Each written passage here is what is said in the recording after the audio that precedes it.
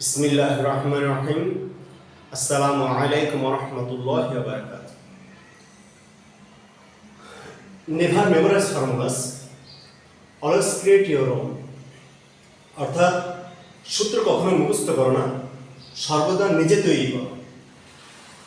Algebraic formula আলোচনা চলতেছিল। আমাদের বর্গের পর্ব ইতিমধ্যে শেষ হয়েছে, এখন ঘনের পর্ব শুরু। a plus b whole cube সমান a plus b into a plus b whole square সমান a plus b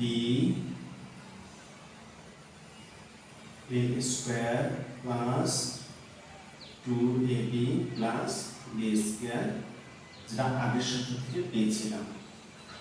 আমাদের এখন গুণের পর্ব শুরু। a cube plus 2a square b plus ab square. এর পর্ব শেষ, এখন b এর পর্ব শুরু। Plus a square b plus 2ab square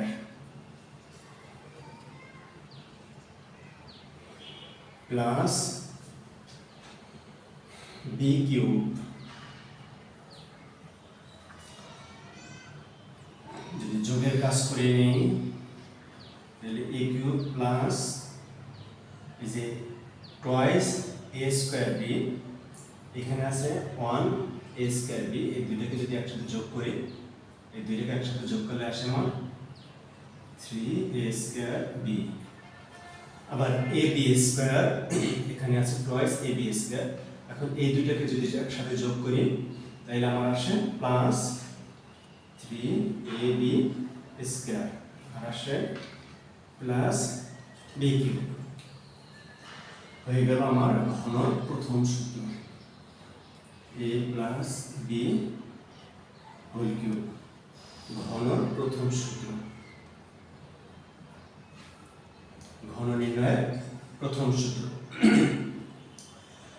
এখন যদি আবার একটু সাজিয়ে লিখি, a cube plus b cube, এখানে যদি আমি 3ab কমন নিই প্লাস 3ab, তাহলে এখানে শুধু a থাকে আর এখানে শুধু b থাকে।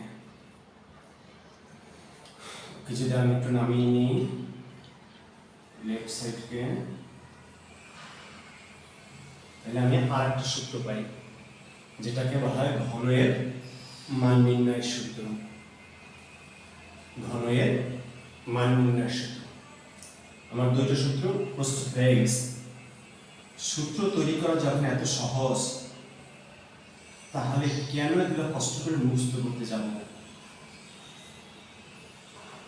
এখন রাইট সাইডে থাকা অর্থাৎ ডান দিকে থাকা plus 3ab into a plus b কে আমি পক্ষান্তর করে বাঁ দিকে নিয়ে আসবো, তাহলে ধনাত্মক আছে ঋণাত্মক হয়ে গেল 3ab into a plus b।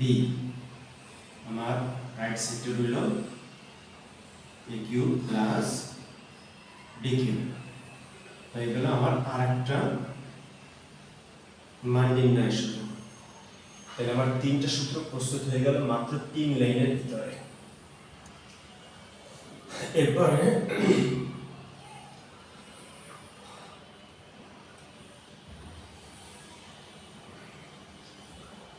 এখানে আমি আরো একটু কাজ করব।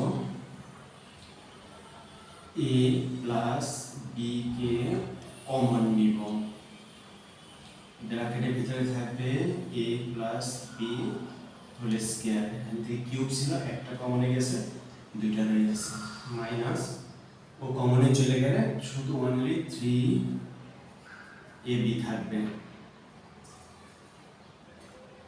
সমান সমান a cube plus b cube. এখানে যদি কাজ আগে বাড়াই তাহলে যা হয় a plus B second bracket এখানে আসে a square plus 2ab plus b square, এখানে থাকে মাইনাস 3ab হয়ে গেল। আমার রাইট সাইডে থাকতেছে শুধুমাত্র a cube plus b cube. এখানে আমি আরেকটু অগ্রসর হলে পাই a প্লাস b, আমি এটাকে প্রথম বন্ধনী মুক্ত করে নেব এখন